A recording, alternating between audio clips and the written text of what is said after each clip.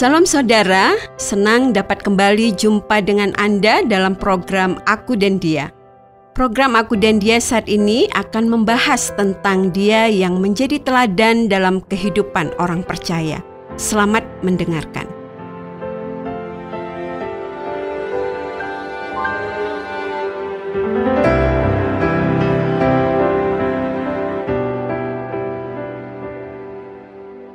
Bukan sesuatu yang aneh ketika seorang anak kecil ditanya tentang cita-citanya. Ia akan mengatakan bahwa ia ingin menjadi seperti ayahnya, atau kalau ia adalah seorang anak perempuan, ia akan mengatakan bahwa ia ingin menjadi seperti ibunya. Atau kalau ia suka dengan orang dewasa lain yang dikenalnya, ia juga akan mengatakan bahwa ia ingin menjadi seperti orang itu. Tidak selalu berarti bahwa sampai besarnya ia akan selalu benar-benar memiliki cita-cita yang demikian. Tetapi paling tidak di saat ia masih kecil demikian, itu yang akan dikatakannya.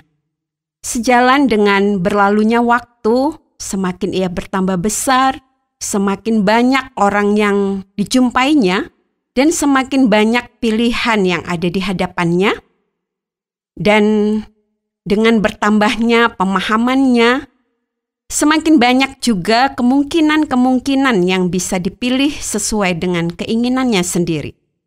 Dalam prosesnya, anak itu akan banyak melihat, banyak mendengar, dan banyak belajar tentang hal-hal yang baru.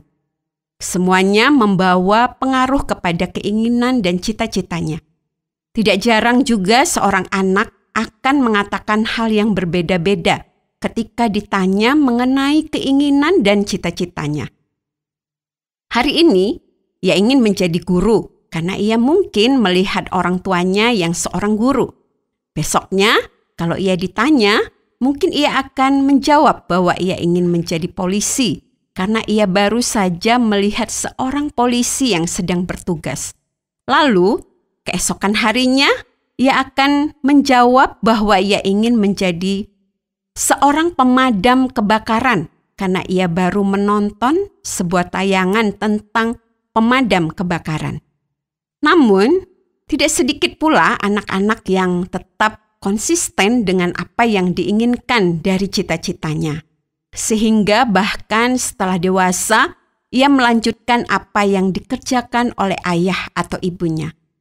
Tentu saja merupakan sesuatu yang wajar untuk memiliki keinginan yang berubah-ubah demikian berkaitan dengan keinginan dan cita-cita seseorang. Aku mengingat bahwa hal itu juga aku alami sendiri. Namun, bagaimana dengan kehidupan rohaniku? Atau lebih khusus, aku ingin menjadi seperti apa dalam pertumbuhan kehidupan rohaniku? Tentu saja ada begitu banyak pilihan yang tersedia bagiku. Ada banyak sekali orang-orang yang memberi pengaruh besar ke dalam kehidupanku. Namun, apakah aku bisa menjadi orang-orang itu sebagai goal yang ingin aku capai? Apakah aku bisa menjadikan orang-orang itu menjadi patokan yang aku kejar untuk menjadi arah bagi perjalanan hidupku? Aku sangat menyadari bahwa tidak selalu demikian yang terjadi. Karena itu aku sangat bersyukur ketika aku membaca di dalam firman Tuhan tentang kehendak Allah bagi kehidupanku. Di dalam Alkitab aku membaca di dalam Roma pasal 8 ayat 29.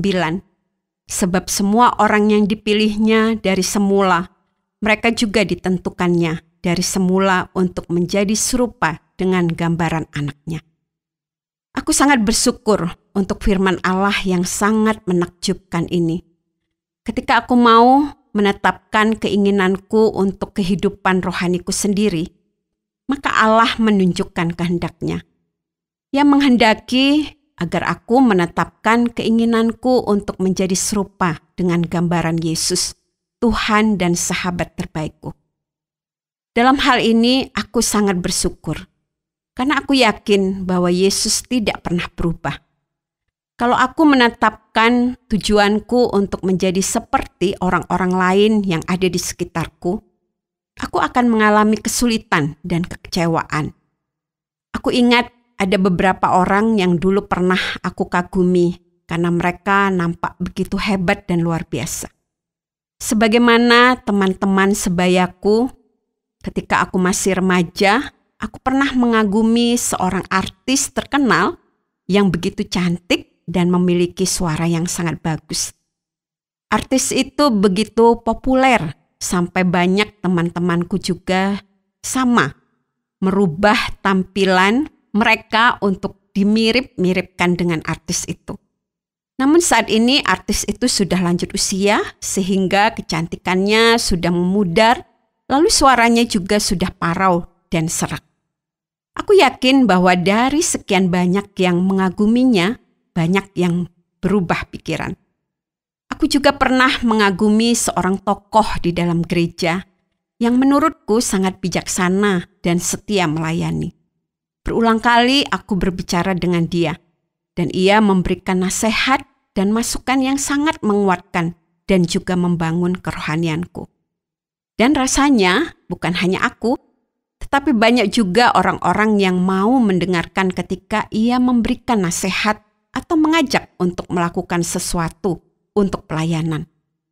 Akan tetapi, beberapa tahun kemudian, aku mendengar kabar bahwa orang itu memiliki masalah di dalam keluarganya. Ia tidak bisa menjadi suami yang baik untuk istrinya dan tidak bisa menjadi ayah yang baik untuk anak-anaknya. Tentu saja, nasihat dan ajakannya untuk melayani tetap merupakan sesuatu yang sangat baik. Akan tetapi, aku tidak bisa menjadikannya sebagai teladan yang harus aku ikuti. Aku bersyukur bahwa Allah tidak menghendaki aku untuk menjadi serupa dengan siapapun manusia di dunia ini. Karena tidak ada satupun manusia yang sempurna. Allah menghendaki aku untuk menjadi serupa dengan gambaran anaknya. Satu jaminan yang membuat aku sangat bersyukur adalah karena Yesus tidak pernah berubah. Di dalam Ibrani 13 ayat 8, Yesus Kristus tetap sama, baik kemarin maupun hari ini, dan sampai selama-lamanya. Ketika aku mengagumi Kristus karena kebaikan hatinya, maka ia tetap akan senantiasa memiliki kebaikan hati yang tidak akan pernah berubah. Aku bisa senantiasa meneladani kebaikan hatinya. Ini sesuatu yang tentu saja menguatkan hatiku. Karena aku bisa sepenuhnya meyakini bahwa ketika aku meneladani apa yang dilakukannya, maka aku akan tetap selalu bisa menunjukkan kebaikan hati sebagaimana yang juga dikehendakinya untuk ditunjukkan di dalam kehidupanku. Ia tidak akan pernah mengecewakan, karena ia tetap sama dan ia tidak akan pernah berubah. Karena ia adalah Tuhan yang menjadi manusia. Ia tidak akan pernah berubah walaupun ia harus menghadapi banyak tantangan dan bahkan serangan dari mereka yang tidak menyukai dia. Bahkan ketika ia ditolak, ketika orang-orang menjebak dia untuk melakukan kesalahan, ketika ia dihina, dicaci dan dianiaya, ia tidak melakukan pelanggaran.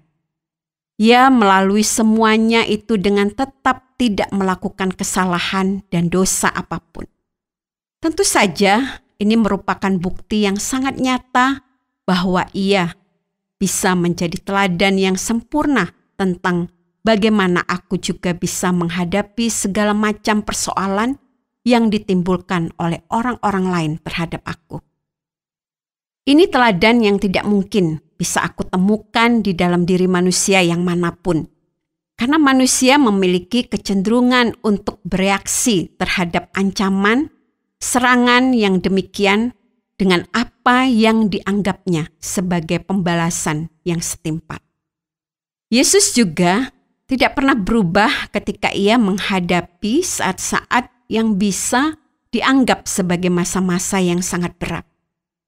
Ketika ia menghadapi badai yang menimpa perahu yang dinaikinya bersama dengan para muridnya, ia tidak menjadi panik.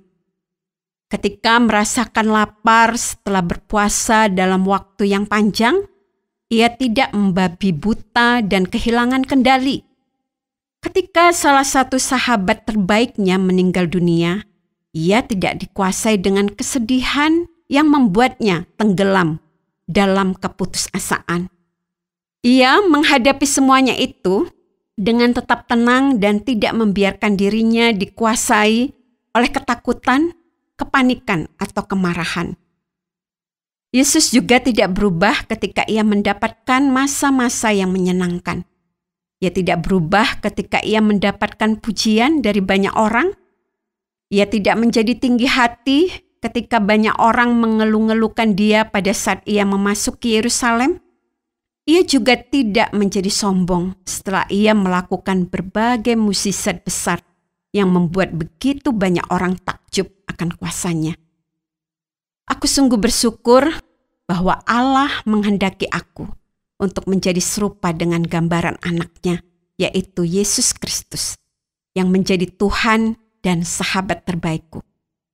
Ketika aku terus memandang kepadanya dan memusatkan perhatianku kepada apa yang dikatakan dan dilakukannya, maka aku yakin bahwa aku bisa terus meneladani semuanya tanpa harus khawatir bahwa ada tindakan atau perkataannya yang tidak pantas untuk diteladani.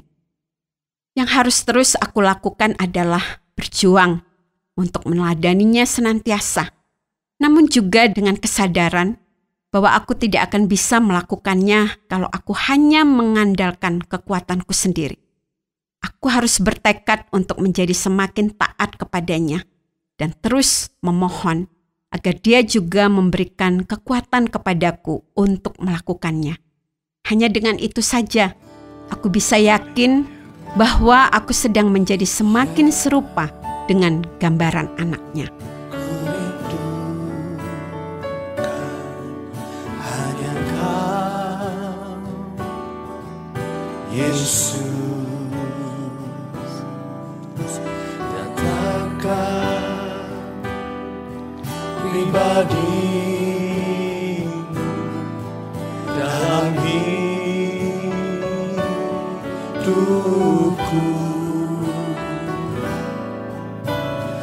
yang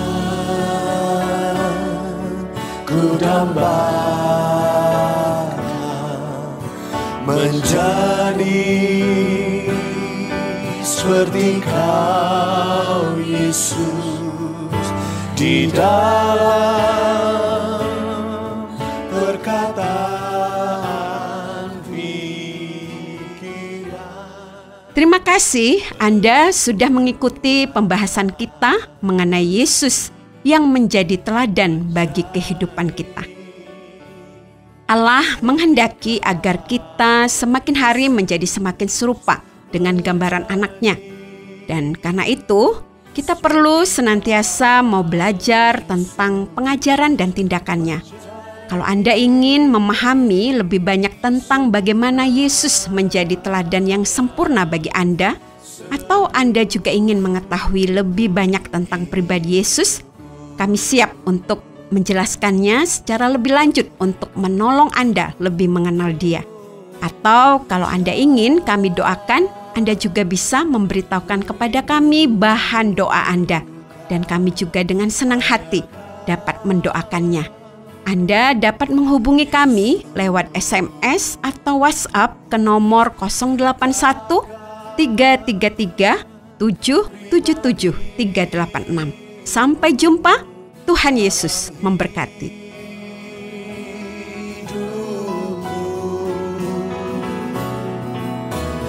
Yang ku dambakan menjadi seperti Engkau, Yesus, seperti Kau, Yesus, di dalam perkataan pikiran perbuatan menjadi Terima kasih Anda sudah mengikuti program kami. Jika Anda diberkati, jangan lupa like, komen, dan share supaya Anda tidak ketinggalan setiap program terbaru kami. Jangan lupa juga untuk subscribe channelnya dan nyalakan loncengnya.